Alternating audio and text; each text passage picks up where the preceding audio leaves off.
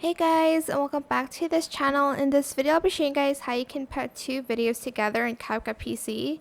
So I'm just going to select this video and I'm just going to select the 1:1 frame ratio.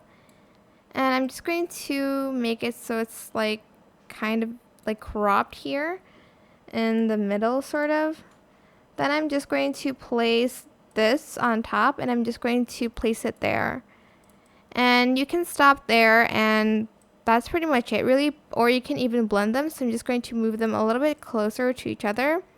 On the second video, let's go to mask and select the horizontal one.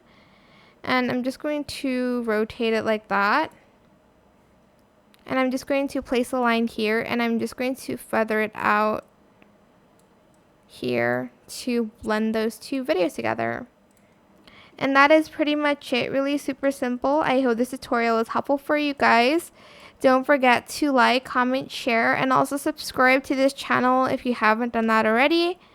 If you have any more questions about this video, just leave it in the comment section down below and I will try my best to answer them all for you guys. And if you found this video helpful, please click the thanks button as well. That is it. Thank you so much for watching. Bye.